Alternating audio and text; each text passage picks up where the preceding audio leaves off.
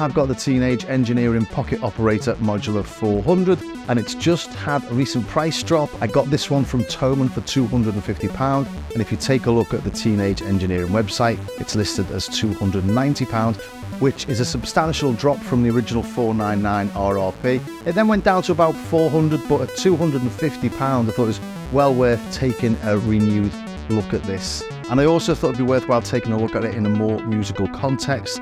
Most demos I've seen are showing how well it does with experimental stuff, which is understandable because it's very good at it. But if you want to use it for more musical tracks, can it do it? And how does it work with other gear?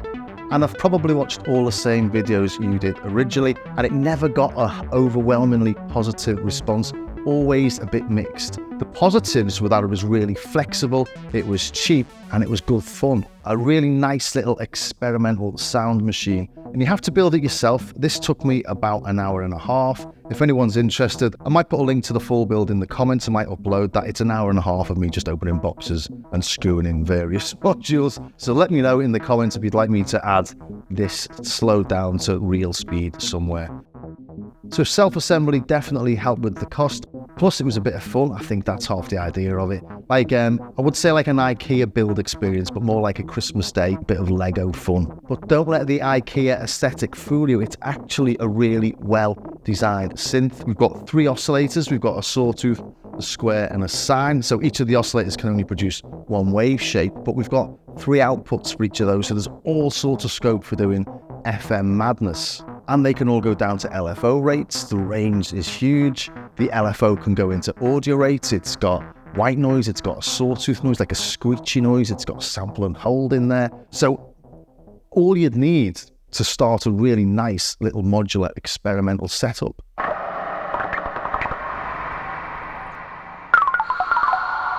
And when you bring this little 16-step sequencer into the mix, there's tons more experimental and evolving tones you can start exploring. The tempo range on it is pretty limited, but you can clock it with external sources, you can clock it with the oscillators, you can clock it with the LFO, you can also clock it at audio rates, and that means it in itself can become an additional complex sound source.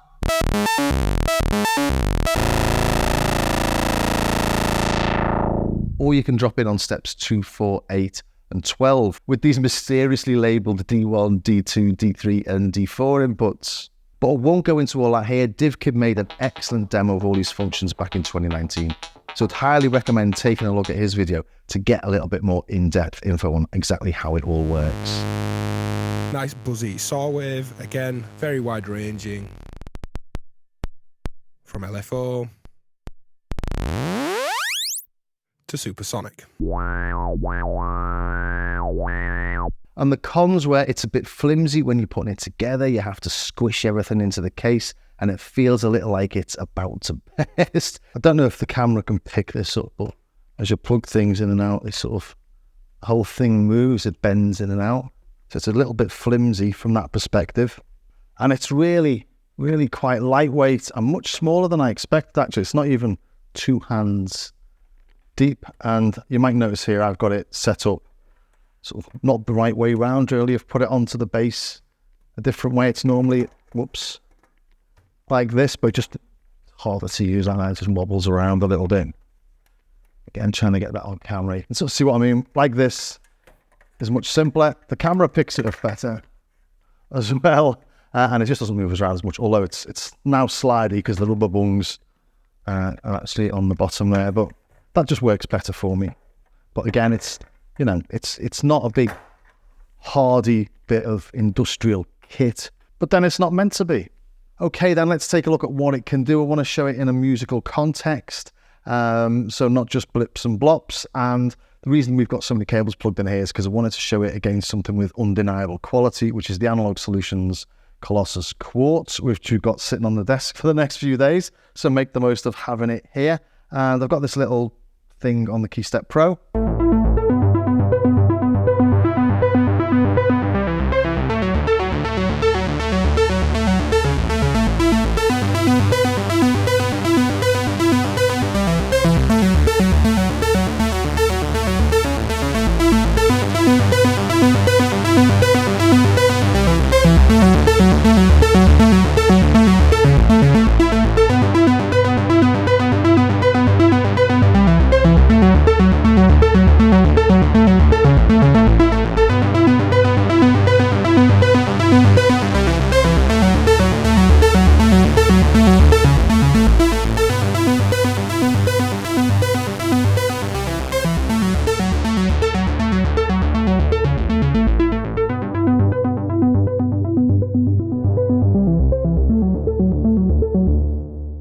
That's just a little pattern I programmed into the Keystep Pro ages ago, and it comes up as pattern number 1 and just happens to be really handy for testing stuff like this out. So what I was trying to show there is that although the Pocket Operator looks like a toy, it does have a nice quality tone to it. If you just play that on its own.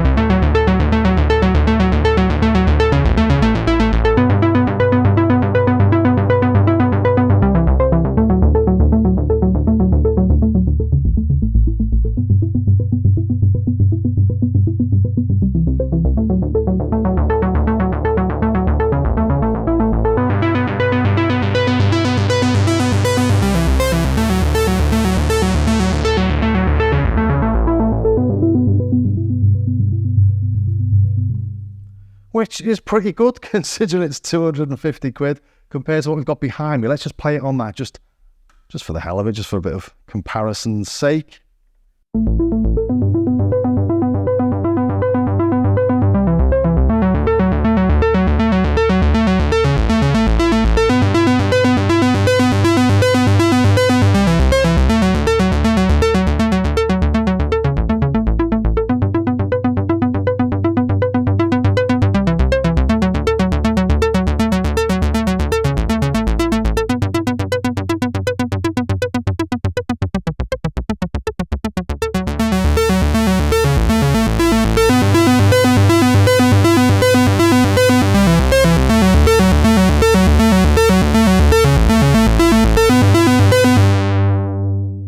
Obviously, loads easier to control the massive thing with the great big knobs on.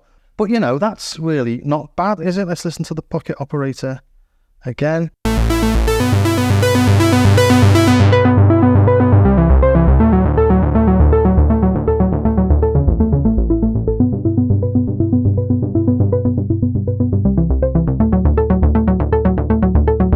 So it can do musical stuff. I have played around with a sequencer on this, and like anything on this, because we've got such a high range with all the knobs, it's really quite difficult to tune, but it can be done. So if I just play a single oscillator on this, let's turn 2 and 3 down.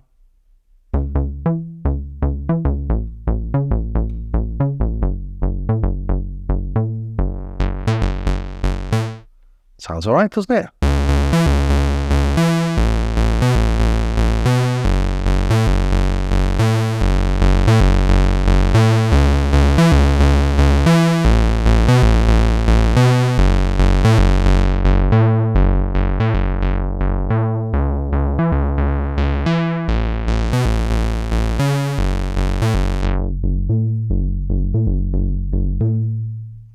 I'm using, or was using, 3 tracks on the Keystep Pro, one for the square, one for the sul, one for the sine, and they're going into oscillator 12, 11, and 10 on the Colossus, and that's all being triggered by voice 3 and voice 4.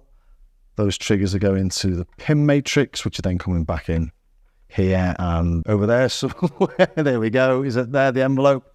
And I've been using the triangle on the Pocket Operator for the pulse width modulation of Pocket Operator Square and for the pulse width on oscillator 12 of the Colossus. So all working really well integrated together.